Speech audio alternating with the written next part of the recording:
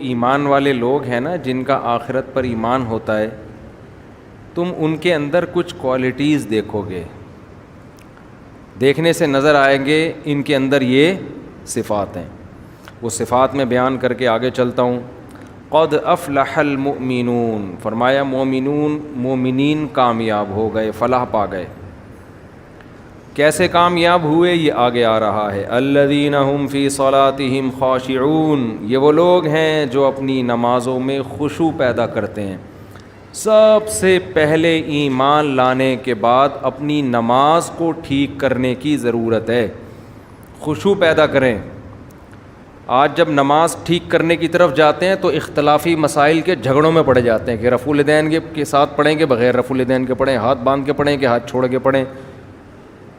صحابہ کرام میں یہ تمام قسم کی نمازیں موجود تھی. رفع الیدین سے پڑھنے والے بھی تھے، اور امام بخاری کے شاگرد امام ترمذی کہتے ہیں رفع الیدین سے نہ پڑھنے والے بھی بہت سارے صحابہ تھے. امام ترمذی کا بیان ہے ترمذی میں، اور روایات سے بھی ثابت ہے. تو ان لوگوں میں زور سے آمین بھی تھی، آہستہ آمین والے بھی تھے، رفع الیدین والے بھی تھے، بغیر رفع الیدین والے بھی تھے. لیکن ان کی نمازوں میں چاہے رفع الیدین کے ساتھ ہو یا بغیر رفع الیدین کے ہو، خشوع و خضوع سب میں مشترک تھا. آج رفع الیدین کرنا یا نہ کرنے کے پھڈے تو بہت پتہ ہوتے ہیں، نماز سے خشوع کیا ہے؟ شارٹ ہے. تو ہماری نمازیں تو چاہے بغیر رفع کے پڑھیں یا رفع کے ساتھ پڑھیں، قبول مجھے لگتا ہے کہ نہیں ہو رہی. صحابہ میں ایسے بھی تھے جو ہاتھ چھوڑ کے نماز پڑھتے تھے. امام مالک کا یہی رائے ہے کہ ہاتھ چھوڑ کے پڑھنی چاہیے. تو ہر ایک کے اپنے دلائل ہوتے ہیں. تو ان میں الجھانے والے بہت ہیں، نماز میں خشوع پیدا کرانے والے کم ہیں. یہ اہل اللہ کی صحبت سے آتی ہے یہ چیز. جب اللہ والوں میں اٹھیں گے، بیٹھیں گے، رہیں گے، خوب سمجھ لو کچھ چیزیں تقریروں سے نہیں آتی، اہل اللہ کے پاس رہنے سے آتی ہیں. پہلے زمانے میں اس کی بڑی ویلیو تھی کہ اس کا شیخ کون ہے، کس کی صحبت اس نے اٹھائی ہے. آج یہ چیزیں مارکیٹ میں ان کی ویلیو ختم.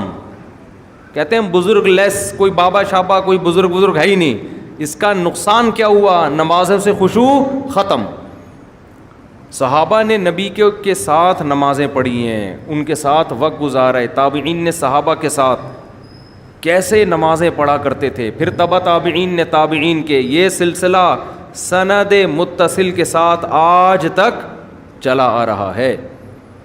اگر آپ دین کسی سے پراپر سیکھتے نہیں ہیں، اس کی صحبت میں نہیں رہتے، تو آپ کی صرف کتابی عالم بن جاؤ گے. اور کتابی عالم خشکا ہوتا ہے، اس میں خشوع و خضوع نہیں ہوتا، خشک ہوتا ہے. وہ اسی علم کے ذریعے آگ لگا دیتا ہے فرقہ واریت کی، فتنہ پھیلا دیتا ہے. وہ لوگوں کو دین کے قریب کرنے کے بجائے دین سے دور کر دیتا ہے. ابھی غیر مسلم مسلمان ہوئے چند دن پہلے، ہندو تھے، پوری فیملی مسلمان ہوئی الحمدللہ. تو مجھے کہنے لگے کہ ہم اسلام لانے سے پہلے دیکھ رہے تھے یوٹیوب پہ، ہم بہت سے اسکالرس کو سن رہے تھے کس کے ہاتھ پہ مسلمان ہو. تو افسوس کے ساتھ کہنا پڑتا ہے کہ یوٹیوب پہ غیر مسلم لوگ کہتے ہیں، میں نہیں کہہ رہا، کہ ایسے لوگ بہت ملیں گے جو مزید کنفیوژن میں ڈال رہے ہیں ہمیں، مزید کنفیوژن، ایک دوسرے کی ٹانگیں کھینچنے میں. یہ ایسا، اس کی نے کتاب میں یہ لکھا، اس نے کتاب میں یہ لکھا، اس نے یہ جواب دیا، اس نے یہ جواب دیا. خالصتاً مثبت انداز سے کام کرنے والے وہ معدوم ہیں، کالعدم ہیں. تو غیر مسلم کیا سوچے گا یار، یہ کیا تباہی پھیلائی ہوئی ان لوگوں نے، کیا کر رہے ہیں یہ. باہر بھی یہی ہے کہ انگریز مسلمان ہوتا ہے تو وہ ایک عجیب عذاب میں آ جاتا ہے، وہ ادھر ٹانگیں کھینچ رہا ہے. اور ہر آدمی کہتا ہے میں ہوں جو قرآن و حدیث بیان کر رہا ہوں. بس جو تمہیں اسلاف سے ہٹا رہا ہے، قرآن و سنت کی وہ تشریح کر رہا ہے جس میں تمہیں اپنا محتاج بنا رہا ہے، اتحاد کا لیبل لگا رہا ہے، لیکن امت میں پھوٹ ڈال رہا ہے. جو اسلاف کی دعوت دے گا وہ حقیقی دعوت، نام رکھنے سے نہیں کہ میں سلفی ہوں یا میں دیوبندی ہوں یا اہل حدیث ہوں، جو بھی ناموں میں کچھ بھی نہیں رکھا. عملاً پتہ چلتا ہے، عملاً پریکٹیکلی ہو کیا رہا ہے کہ اس کے پاس بیٹھنے سے علماء کی محبت کم ہو رہی ہے یا بڑھ رہی ہے. بڑھ رہی ہے، اس کا مطلب صحیح ہے. نفرت پیدا ہو رہی ہے, سب سے بدگمانیاں ہو رہی ہیں, یہ ٹھیک نہیں ہو سکتا. تو غیر مسلم اسلام قبول کرتے ہوئے میں نے کئی کو تو نہیں کہہ سکتا, چند ایسے غیر مسلم دیکھے جو واپس کنورٹ ہو گئے کفر میں. اسلام لائے, تبلیغ جماعت میں وقت لگایا, نمازوں میں خشوع پیدا ہو. انہوں نے مجھے خود بتایا کہ جو باقی رہ گئے تھے نا, انہوں نے بتایا, کہہ رہے تبلیغ جماعت میں وقت لگایا, ہماری نمازوں میں خشوع, آخرت, ہمیں تو پتہ ہی نہیں تھا رفع الیدین کے, کچھ رفع الیدین کر بھی رہے تھے, کچھ نہیں بھی کر رہے تھے, ہماری صحت پہ کوئی اثر نہیں پڑ رہا تھا. ہم جیسے دیکھا عام مسلمانوں کو, ہم بھی لگ گئے اس میں. کہہ رہے جب ہم جماعت سے آئے تو پھر ہمیں جماعت المسلمین والے ٹکر گئے. انہوں نے کہا یہ سارے غلط ہیں, یہ حنفی کیا ہوتا ہے, شافی کیا ہوتا ہے, مالکیہ کیا, حنبلی کیا ہوتا ہے, یہ دیوبندی, یہ بریلوی, یہ اہل حدیث, یہ فلانا, اور لٹریچر لا کے جماعت المسلمین کو لازم پکڑو, صرف قرآن.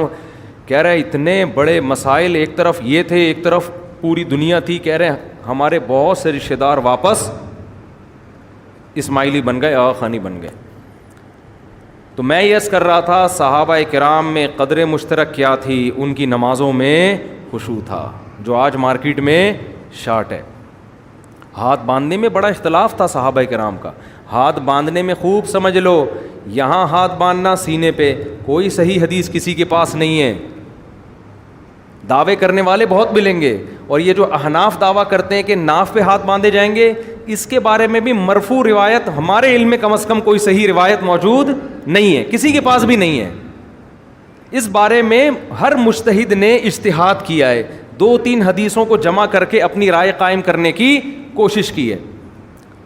امام ابو حنیفہ کا اپنا ایک انداز ہے, انہوں نے 3-4 روایات کو جمع کر کے ایک کیفیت وضع کی ہے. امام شافعی کا اپنا انداز ہے, انہوں نے ایک روایت کو فوکس کیا, اس روایت کے مطابق فتویٰ دیا.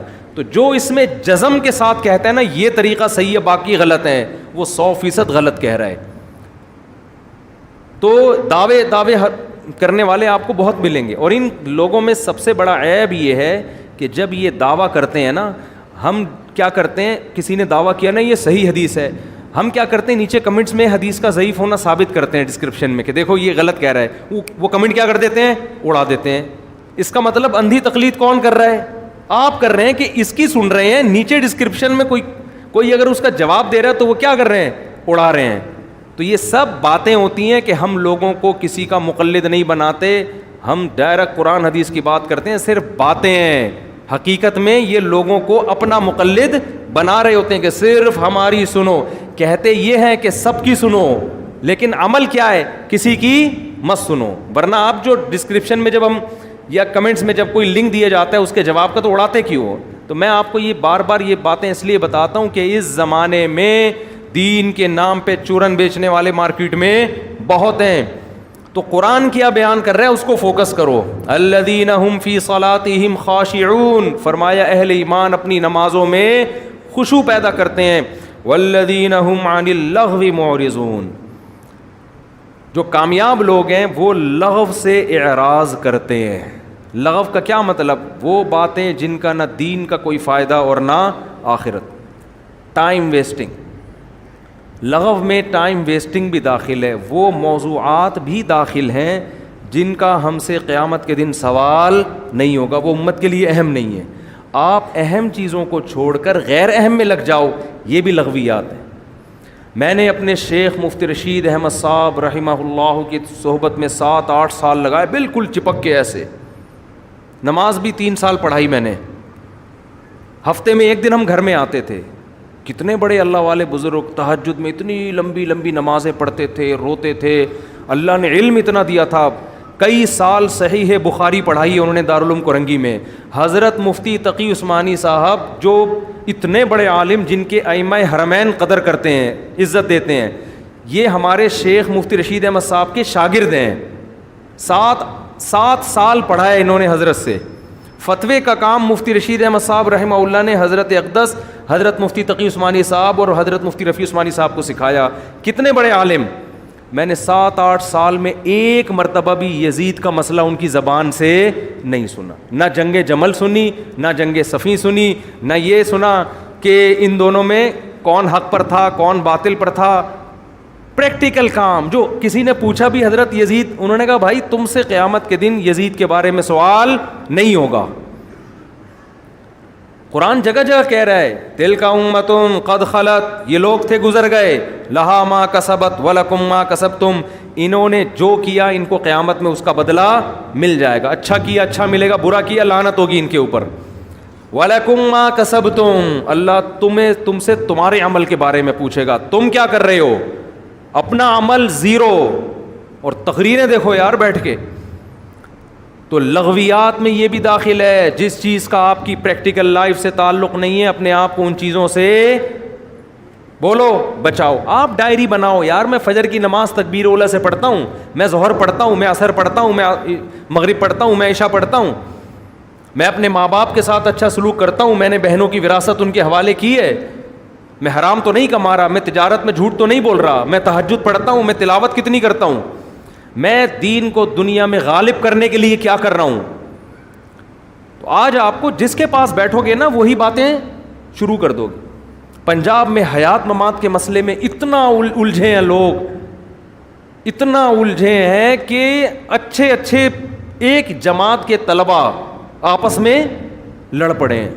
سارے مسائل ایک جیسے، ایک مسئلے میں اختلاف، اور وہ جو گالم گلوچ اور اتنا زیادہ آپس میں تماشا بنائے کہ آپ الامان والحفیظ. تو والذین هم عن اللغو معرضون کا مطلب کیا ہے؟ آپ اپنے ہدف کو فوکس کرو، آپ کا ہدف کیا ہے. تو اس لیے قرآن کہہ رہا ہے والذین هم عن اللغو، ایمان والوں کی علامت ہے وہ لغو سے اپنے آپ کو دور رکھتے ہیں، بچاتے ہیں.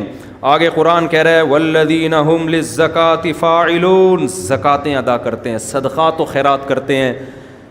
ڈائری جب ہم بنائیں گے نا اس میں اپنے گناہوں کی لسٹ، اس میں یہ بھی لکھیں گے ہم ہر مہینے صدقہ کتنا دیتے ہیں، اللہ کے لیے کتنا نکالتے ہیں. آگے قرآن کہہ رہا ہے بہت اہم والذین هم لفروجہم حافظون، اپنی شرمگاہوں کی حفاظت کرتے ہیں. اللہ نے مرد کے دل میں عورت کی شہوت، عورت کے دل میں مرد کی رغبت، تو قرآن کہہ رہا ہے یہ رغبت الا علی ازواجہم، اپنی بیویوں کے علاوہ کسی اور کی طرف مائل نہیں ہوتی، کہیں اور استعمال نہیں ہوتی. اس میں ہینڈ پریکٹس بھی آ گئی، اس میں بد نظری بھی آ گئی، اس میں انٹرنیٹ پہ فحش فلمیں دیکھنا بھی آ گیا، اس میں زنا بھی آ گیا، اس میں لڑکوں سے بدفعلی بھی آ گئی. تمام کے تمام راستوں کو اللہ نے حرام قرار دے دیا. قرآن کہہ رہا ہے فَمَنِ ابْتَغَىٰ، دو باتیں بیان کی، فرمایا جو اپنی بیویوں کے ذریعے اپنی خواہش پوری کرتے ہیں فَإِنَّهُمْ غَيْرُ مَلُومِينَ، یہ قابل ملامت نہیں ہے. اور آگے قرآن کہہ رہا ہے فَمَنِ ابْتَغَىٰ وَرَاءَ ذَلِكَ، جو بیویوں کے علاوہ کوئی اور راستہ اختیار کریں گے فَأُولَٰئِكَ هُمُ الْعَادُونَ، یہ لوگ اللہ کی حدود کو توڑنے والے ہیں. اب معاملہ ہو رہا ہے الٹا، بیویوں کے ذریعے کوئی خواہش پوری کرنا چاہے قابل ملامت ہے. ایک نوجوان بالغ ہوا، اپنے خرچے پہ کہہ رہے ابا میں شادی کرنا چاہتا ہوں، میرے اندر ڈیزائرز پیدا ہو گئی ہیں، تو ملامت ہوگی کہ نہیں ہوگی؟ ابے تو پاگل ہو گیا ہے، اس عمر میں شادی کر رہا ہے، تیرا دماغ خراب ہو گیا ہے. قرآن کہہ رہا ہے اس کے اندر خواہش پیدا ہو گئی ہے تو کس طرح پوری کرو؟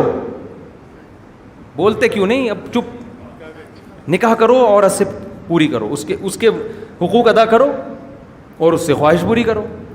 اللہ کہہ رہا ہے اگر یہ بندہ ایسا کرتا ہے فَإِنَّهُمْ غَيْرُ مَلُومِينَ، اس کو ملامت کرنا جائز نہیں، یہ قابل ملامت ہے. سب سے پہلے ابا ملامت کرتے ہیں اس کو، اس کے بعد اماں ملامت کرتی ہیں، پھر نانا، پھر ماموں، پھر چاچے، پھر محلہ، پھر پوری دنیا پوری دنیا. اور قرآن کہہ رہا ہے اگر بیوی کے علاوہ کوئی اور راستہ اختیار کیا تو نوجوان کیا کرتے ہیں؟ ہینڈ پریکٹس کا راستہ اختیار کرتے ہیں، جب شادی نہیں ہوتی فحش فلمیں دیکھنا شروع کر دیتے ہیں، لڑکوں کی طرف مائل ہوتے ہیں. قرآن کہہ رہے ہیں یہ قابل ملامت ہیں، یہ خدا کی حدود کو توڑ رہے ہیں، لیکن ان کو قابل ملامت نہیں سمجھا. کہہ رہے ہیں مجبور ہے بھائی، ینگ جنریشن، ڈاکٹر بھی آج کل اپریشیٹ کر رہے ہو بھائی، ایک آدمی کی شادی نہیں ہو رہی، وائف نہیں ہے، وہ بیچارہ کیا کرے، وہ کیا کرے؟ کوئی مسئلہ نہیں، بچے ہیں. یہ فضول قسم کی باتیں میں اور آپ متاثر ہو سکتے ہیں، اللہ ان سے متاثر نہیں ہوتا. سمجھتے ہو؟ اور اس آیت کے تحت علماء نے لکھا ہے کہ اگر کوئی زیادہ بیویاں رکھتا ہے نا، 4 بیویاں رکھتا ہے حقوق ادا کرنے کے لیے، اور اس کی نیت صرف خواہش پوری کرنی ہے، لیکن خواہش برائے خواہش نہیں بلکہ حقوق بھی ادا کرے گا، ان کے جو حقوق ہیں، نیت اس کی صرف یہی ہے کہ اپنی خواہشات کے لیے، بلکہ میں اس کو عام زبان میں کو مزے کے لیے شادی کر رہا ہے وہ. مزے کے لیے کر رہا ہے. لیکن صرف مزے برائے مزے نہیں, نیت یہ ہے کہ میں ان کے حقوق بھی پورے کروں گا, ان میں برابری بھی کروں گا. تو لیکن نیت صرف مزے کے لیے. علماء نے لکھا ہے اس آیت کی روشنی میں, آج کے علماء نے نہیں, 1000 سال پہلے کے علماء نے, کہ اگر اس کو کوئی تانا دیتا ہے نا تو اس پہ کفر کا خطرہ ہے, کہ قرآن کہہ رہا ہے کہ یہ قابل ملامت نہیں ہے اور تم اس کو کیا کر رہے ہو, ملامت کر رہے ہو, کتنی ساری آیت کا انکار کر رہے ہو. تو اللہ نے ایک باؤنڈری کھینچ دی ہے کہ کون سے مزے حرام ہیں اور کون سے مزے حلال ہیں. تو آج لوگوں کو اس پہ بھی تکلیف ہوتی ہے کہ ایک آدمی نے اتنی سال کا تھا, اتنی عمر کی لڑکی سے صرف مزے کے لیے کیوں شادی کر لی. لڑکی کو اس پہ اعتراض ہونا چاہیے, اس کے ابا کو ہونا چاہیے, بالکل بجا ہے. اگر ان کو اعتراض ہو رہا ہے کیوں کر رہے ہو, نہ کریں وہ. لیکن اگر وہ کر رہے ہیں, کسی تیسرے کو اگر اعتراض ہو رہا ہے تو یہ اعتراض اس کی علامت ہے کہ اس کو اس پہ اعتراض نہیں ہو رہا اس سے کیوں شادی ہو رہی ہے, اس کو اعتراض اس پہ ہو رہا ہے کہ مجھ سے کیوں نہیں کی. یہ اسی کی علامت ہے, اس کے علاوہ کسی اور کی علامت نہیں ہے. تو اس کو شریعت نے حق دیا ہے کہ بھائی آپ کم عمر ہو, جوان ہو, آپ سے ایک بڑی عمر کا آدمی نکاح کر رہا ہے تو آپ نہ کرو. آپ کیوں کر رہی ہے اس سے شادی؟ بھائی اس کو تو مشورہ یہی دیا جائے گا. لیکن کوئی مصلحت ہے تو وہ جانے, یہ ان کا آپس کا مسئلہ ہے. ان کو مسئلہ ہو نہیں رہا, مسئلہ کس کو ہو رہا ہے, پڑوسیوں کو ہو رہا ہے. پھر یہ ٹیکنیکل, یہ مینوفیکچرنگ فالٹ ہے میرے بھائی. ایسے آدمی کی ریپیئرنگ نہیں ہو سکتی, اس کو کھول کے دوبارہ جوڑنا پڑے گا. صحیح. تو قرآن کہہ رہا ہے والذین هم لأمان, لیکن کیا مزوں کے لیے نہ کرو. میں تو کہہ رہا ہوں جائز ہے, لیکن کرو سنت پوری کرنے کے لیے. تبھی ہم لوگوں کو مشورہ دیتے ہیں بھائی بہتر یہی کہ بیوہ سے کرو, طلاق یافتہ سے کرو. میں جائز کی بات الگ ہے, مستحب اور ترغیب کی بات ایک الگ ہے. تو نیت تو یہی ہونی چاہیے, سنت پوری کرنی ہے. کہ نبی نے پہلی شادی 40 سالہ بیوہ سے کی ہے تو کرو یہ. لیکن اگر کوئی کر رہا ہے, اگر دیکھو ہم لوگوں کو کہتے ہیں سادہ کھانا کھاؤ, چٹورے بننا کوئی اچھا کام نہیں ہے. ہر وقت جا کے ٹھیک ہے آپ نلی نہاری بھی کھا لی, دہلی کی نہاری بھی کھا لی, اب کبھی دال چاول بھی کھا لو سادے یار. ہر وقت ہی پیزے برگر میں لگا رہتا ہے. لیکن حرام تو نہیں کہیں گے نا, وہ کہے گا اپنے خرچے سے کھا رہا ہوں نا, میں نہاری کھاؤں, اس میں نلی ڈالوں, اس میں دیسی گھی کا تڑکا لگاؤں, جو بھی کروں مولوی صاحب اپنے خرچے پہ کر رہا ہوں, آپ کو کیا مسئلہ ہے. تو ترغیب ایک الگ بات ہے کہ یار کبھی سادہ غذائیں کھایا کرو. ہر وقت چٹخارے کے چکر میں رہنا شریف آدمی بے زیب نہیں دیتا. تو اسی طرح شادیوں کے معاملے میں بھی ہم کہتے ہیں بھائی بیوہ سے کر لو, طلاق یافتہ سے کر لو. لیکن اگر کوئی اپنے خرچے پہ کر رہا ہے, ٹھیک ہے نا, کسی اور سے کر رہا ہے تو وہ اس کا ذاتی مسئلہ ہے, قابل ملامت بہرحال نہیں ہے. آگے اللہ فرماتے ہیں اولئک هم والذین هم لاماناتهم وعهدهم راعون. یہ بڑی مشکل شرط ہے.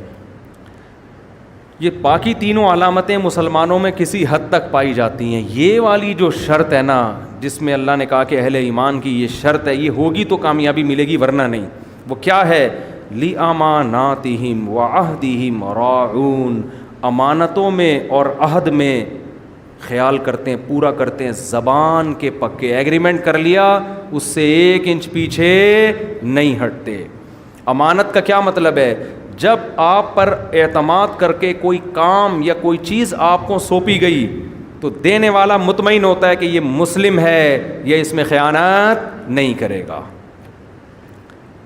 اس میں بہت ساری چیزیں آ گئیں. آپ دفتر میں جاب کرتے ہیں, وہ ٹائم آپ کے پاس کیا ہے؟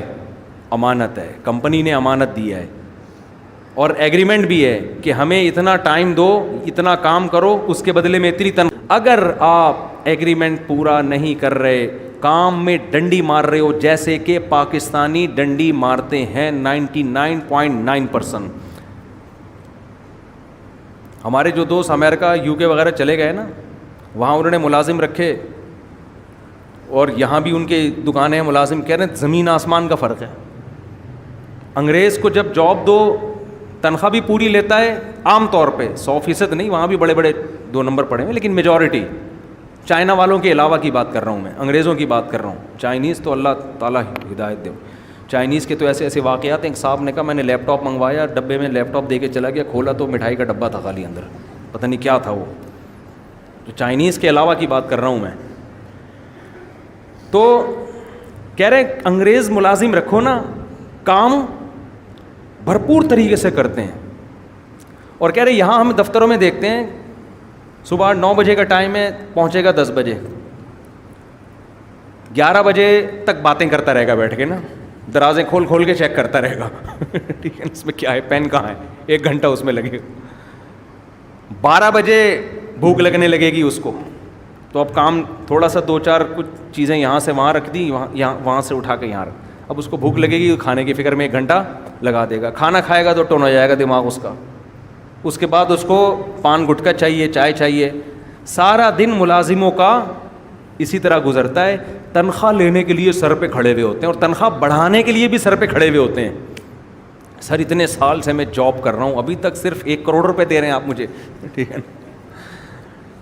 یہ ایک آدمی کی رپورٹ ہوتی نا تو ہم کہتے غلط ہو سکتی ہے. جو بھی جاتا ہے نا باہر, اس کی نظر میں اپنی قوم کا امیج بہت خراب ہو جاتا ہے. جس کو کام, اور ہمیں خود تجربہ ہے, ہم دوسروں کو کیا شکایت کریں. آپ ایڈوانس میں کسی ٹھیکے دار کو پیسے پکڑا دو, یار یہ بلڈنگ بنا دے, میرا گھر بنا دے, یہ ایڈوانس میں پیسے, میں بہت اچھا ہوں, پیسے پہلے دیتا ہوں. تمہارا وہ گھر اگر امام مہدی کے آنے سے پہلے بنا کے دکھا دینا, میرا نام بدل دینا. وہ نہیں بنائے گا کیونکہ پیسے اس کو پہلے مل چکے ہیں. اتنا ترسائے گا, اتنا ترسائے گا نا, بنائے گا کیسے؟ جب بہت پولیس لے کے پہنچ جاؤ گے نا, اگلے دن ایک نلکا لے کے آ رہا ہوگا فٹ کرنے, واش روم کے لیے نلکا پہنچ چکا ہے. اس کے بعد ایک سریے کا گچھا آ رہا ہوگا. پھر 6 مہینے بعد آپ دیکھو گے کہیں سے ٹریکٹر وریکٹر کی کچھ چلنے کی, ایسے ترسات رہ. تبھی یہاں لوگ کبھی بھی ایڈوانس میں پیسے نہیں دیتے, اور یہ حماقت کرنی بھی نہیں چاہیے. ایک صاحب سعودی عرب سے بزنس یہاں شفٹ کر رہے تھے, انہوں نے مجھے بتایا میں نے ڈیفینس میں ہوٹل بنانا تھا, ایڈوانس میں پیسے دے دیے. کہہ رہے ہیں, میں نے کہا یار جب میں ایڈوانس پہ دوں گا تو میرا کام سب سے پہلے ہوگا. کہہ رہے ہیں وہ دن اور آج کا دن تو قرآن تو کیا کہہ رہا ہے, والذی, دیکھو جو آپ کو ایڈوانس پیسے دے دے اس کا کام سب سے پہلے کرو. کس نے مجھے پہلے پیسے دیے بھائی؟ اس کے تو ہم نے اپنے بزرگوں کو, علماء کو دیکھا ہے, اللہ کی قسم کسی سے پیسے لینے کی اتنی فکر نہیں ہوتی تھی جتنی اس کا پیسہ دینے کی, کہ ہماری موت واقع نہ ہو جائے, ہم مر نہ جائیں اس کے پیمنٹ سے پہلے. تو ہر بیوی کے مال پہ کبھی بھی نظر نہ رکھا کرو. عورت کو اپنے باپ سے وراثت میں کیا مل رہا ہے, بھائی سے کیا مل رہا ہے, یہ اس کا ہیڈ ایک ہے. بھائی آپ کا جو بیوی سے ایگریمنٹ ہوا ہے وہ یہ ہوا ہے کہ یہ آپ کی مرضی کے بغیر گھر سے نہیں نکلے گی, آپ کی مرضی کے بغیر کسی کو گھر میں نہیں آنے دے گی, آپ کے مال میں خیانت نہیں کرے گی, آپ کے بچوں کو پالے گی. اور آپ کا ایگریمنٹ کیا ہوا ہے, اس کا خرچہ کس کے ذمے ہے, آپ کے. اب آپ کو اس کے کیا غرض کہ اس کی جیب میں کتنے پیسے ہیں, اس کے پرس میں کتنے پیسے ہیں. پیسے ہوں نہ ہوں آپ کے لیے کیا ہے, برابر ہے, آپ کے لیے برابر ہے. بھائی آپ کو کیا کرنا ہے, یہ بھی ایگریمنٹ کی خلاف ورزی ہے. اس پہ پڑے ہوئے یار تمہارے ہیں کتنے, تو تمہیں کیا بھائی, یہ گھر کا آٹا دال تو تمہارے ذمہ ہے نا, اس کو وہ اس کے ہیں یا نہیں ہے, تمہیں کیا لینا دینا. شوہر اچھا ہو تو عورت خود ہی بتا دے, شوہر اچھا ہو تو عورت خود ہی بتا دے, اس کی مرضی ہے. لیکن نظر نہ, ہم نے عزت دار لوگ ہمیشہ یہی دیکھے ہیں, اپنی جیب بس, دوسرے کی جیب میں کیا ہے انہیں کوئی غرض نہیں. بہت سے لوگ اپنی آمدن بتاتے ہوئے ڈرتے ہیں دوستوں کو, ان کو پتہ ہے یار اس کی جیب نظر ہماری پینٹ پہ پڑ جائے گی. اب اس کو بتا دیا نا ماہانہ اتنا کماتا. اپنی تعریفیں نہیں کرنی چاہیے لیکن بہت دفعہ کر چکا ہوں, ایک اور کر لیتا ہوں. آپ کہیں گے یہ کہہ کے نا اپنی کرنی نہیں چاہیے, کرتے رہتے ہیں بیٹھ کے روزانہ. اب انسان اپنے عیب کبھی بھی نہیں بیان کرتا, تو کبھی کوئی تعریف کر رہا ہو تو بہت زیادہ خوش فہمی میں نہیں آنا چاہیے کہ حضرت پتہ نہیں کتنے نیک ہوں گے. ظاہر ہے جو میرے اندر عیب ہیں وہ تھوڑی بیان کروں گا میں, جائز بھی نہیں ہے. تو صرف خوبیاں بیان کرتا ہوں میں تاکہ موٹیویشن ملے آپ لوگوں کو. مجھے بڑے بڑے سیٹھ لوگ آ کے بتا دیتے ہیں کہ میں ماہانہ اتنا کماتا ہوں. کیوں بتا دیتے ہیں؟ ان کو پتہ ہے مفتی صاحب چندہ نہیں مانگیں گے ٹھیک ہے نا, مفتی صاحب چندہ نہیں مانگیں گے. اور مجھے بتا رہے ہوتے ہیں کہ ہم آپ کو بتا رہے ہیں, ورنہ کئی تھوڑے دن ساتھ رہنے کے بعد ان کو اندازہ ہوتا ہے, ایسا نہیں ہوتا. اور کہتے ہیں ہم بہت سے لوگوں سے, داڑھی والوں سے ڈرتے ہیں, ان کو بتاتے نہیں ہیں. ہمیں ڈر یہ ہوتا ہے کہ چندہ مانگیں گے اور ہمارے پاس منع کرنے کا آپشن نہیں ہوگا. اس لیے کہ اگر ہم نے منع کیا تو کہیں گے یار کماتے اتنے ہو اور مسجد میں ایک ڈھکن نہیں لگا سکتے ٹینکی کا. تو بھائی چاہے دینی معاملہ ہو یا دنیا داروں کو بھی لوگ نہیں بتاتے, دوستوں کو نہیں بتاتے. ان کو پتا ہے اگر میں نے بتا دیا اپنے دوست کو تو یہ آ جائے گا پیسے مانگنے کے لیے, یہ آ جائے گا. اور ہم پہلے یہ حماقت کر چکے ہیں, میرے والد صاحب کی وراثت ملی تھی, میرے پاس بڑا پیسہ آ گیا تھا, میں نے بتا دیا جا کے میرے پاس اتنے پیسے ہیں. الحمدللہ تھوڑے دنوں میں اللہ کا بڑا فضل ہوا, زیرو پہ آ کے کھڑا ہو گیا تھا میں. جس کو بتاتا تھا وہ آ کے کہتا تھا یار یہ کاروبار کے لیے چاہیے. بھائی کیسے دیں یار, ابھی تو خود بولا ہے آپ نے اتنے ہیں. اس میں داڑھی والے بھی تھے, بغیر داڑھی والے بھی تھے, نیک بھی تھے, برے بھی تھے, اور بانٹ بوٹ کے بالآخر زیرو پہ آ کے وہ اللہ نے پھر دوبارہ الحمدللہ اللہ کا دیا بہت کچھ ہے. تو الحمدللہ پھر لوگ مجھے کہتے تھے یار آپ کے پاس بزنس کا تجربہ ہے. میں نے کہا بھائی الحمدللہ پہلے تجربہ نہیں تھا, پیسے تھے, اب تجربہ بہت ہے, پیسے ہی نہیں ہیں. اب بزنس کا میں نے کہا میرے پاس 10 سال کا تجربہ ہے. کپڑے کا بزنس میں نے کیا, آلو پیاز کا بزنس میں نے کیا. ایسے نہیں کہ ریڑیوں پہ, وہاں سے سبزی منڈی سے آلو پیاز ہول سیل پہ. آم کے پیٹیاں کا بزنس, 5 پتہ نہیں کتنا آم اٹھاتے تھے ہمارے نا, ہم لوگ ہمارے جو ملازم رکھے ہوئے تھے. آم کا بزنس ہم نے کیا ہے, پراپرٹی کا ہم نے کیا. میں نے کہا کون سا بزنس ہے جو میں نے نہیں کیا ہو بھائی, تجربہ بہت ہے, پیسہ سارا اس تجربے. گاڑیاں پرانی خرید کے بیچنا, بائکیں پرانی خرید کے بیچنا, سارے بزنس ہم نے کیے میرے بھائی. تجربہ تو کہہ رہے کیا تجربہ, میں نے کہا تجربہ یہی ہے کہ اپنی پینٹ میں جو پیسے رکھے ہوئے ہیں اس کو کسی کو کبھی بھی مت دو, یہ تجربہ ہے. جو بزنس کرنا ہے خود ہی ریڑھی لگا لو, ٹھیلے پہ بیچ دو. کسی کو ریڑھی خرید کے بھی دی نا ٹماٹر کی, وہ ریڑھی والا بھی تمہیں کما کے نہیں دے گا, خوب سمجھ لو. وہ شروع میں جو اگر کما کے دے رہا ہے بہت خطرناک آدمی ہے. یہ اس لیے دے رہا ہے کہ یہ بیٹا بڑا ہاتھ مارنا چاہتا ہے. یہ کہہ رہے ہیں ان سے 8-10 لاکھ روپے لے لیے, یہ کیا ہے بزنس, 10 کروڑ نکلواؤ. تو شروع میں لا کے دیتا رہے گا روزانہ. میرے ساتھ تو یہی ہوا ہے نا. روزانہ اتنا پروفٹ آ رہا تھا, میں کہتا تھا یار اس سبزی والے سے بھائی تو روز اتنا پروفٹ دیتا ہے, کل دے دے. کہہ رہے یار مفتی صاحب کسی کے پیسے میری جیب میں ہوں, مجھے نیند نہیں آتی, کیونکہ میں سید ہوں, مجھے نیند نہیں آتی. کہتا تھا سید ہوں, پتہ نہیں تھا کہ نہیں تھا. تو میں نے کہا یار صبح دے تو, رات کو 12 بجے آ کے گیٹ کھٹکھٹا رہے ہیں. او بھائی صبح دے دینا یار, سونے کا ٹائم ہے. نہیں بھائی مجھے نیند نہیں آئے گی. کیسا اعتماد, آتے آتے ہم نے بھی دیتے رہے ایک دن ماشاء اللہ. خیر یہ کہاں سے کہاں بات چلی گئی. تو والذین هم لاماناتهم وعهدهم راعون, قرآن کہتے ہیں اپنی ایگریمنٹ کی مخالفت نہیں کرتے. مسلمان مالی معاملات میں ایک نمبر ہوتا ہے, لوگوں کی جیبوں پہ نظر نہیں رکھتا. آپ کا دوست, آپ کا بھائی اگر یہ بتاتے ہوئے ڈر رہا ہے نا کہ میری کتنی آمدن ہے, یہ آپ کے خراب ہونے کی علامت ہے. کس کے خراب ہونے کی علامت؟ آپ کے. کماتا ہے تو میں کہتا ہوں اس کو آپ پر اعتماد نہیں ہے, یہ اس کے خراب ہونے کی نہیں, یہ کس کے, یہ آپ کے خراب. اس کو پتہ ہے, بتا دیا تو پھر یہ لوٹنا کھسوٹنا شروع کر دیں گے. خیر جلدی سے ہم چلتے ہیں آگے. قرآن کہتا ہے اپنے ایگریمنٹ کو پورا کرتے ہیں, پھر قرآن ریپیٹ کرتا ہے والذین هم علی صلواتہم یحافظون, اپنی نمازوں کی حفاظت کرتے ہیں. نماز کو 2 دفعہ ریپیٹ کیا قرآن نے. قرآن کہہ رہا ہے ان اصولوں پہ زندگی گزارو تو ہوگا کیا. انگریز کہتا ہے یہ ہوگا کہ لوگ آپ کو کہیں گے بہت نائس پرسن ہے. لوگ کیا کہیں گے؟ بہت نائس پرسن. ہو سکتا ہے اگلے الیکشن میں آپ کھڑے ہو جائیں, ووٹ پھر بھی آپ کو نہیں ملے, کیونکہ ووٹ تو اسی کو ملیں گے نا جو پھینکے گا لمبی لمبی. انگریز اور کچھ نہیں کر سکتا. وہ کہے گا جب مر جاؤ گے تو اچھے کیا برا کیا سب کیا ہو گیا برابر. تو انسان کہتا ہے پھر لوٹ کھسوٹ میں ہی لگاؤ یار, کیا خیال ہے. تو قرآن کہتا ہے اولئک هم الوارثون, یہ لوگ وارث ہیں. الذین یرثون الفردوس, جو فردوس کے وارث بنیں گے. ہم فیہا خالدون, یہ بدلہ میں دوں گا, یہ انسان یہ حکومتیں نہیں دے رہی. تو جو میں بدلہ دوں گا, جیسا میں ہوں بدلہ بھی ویسا.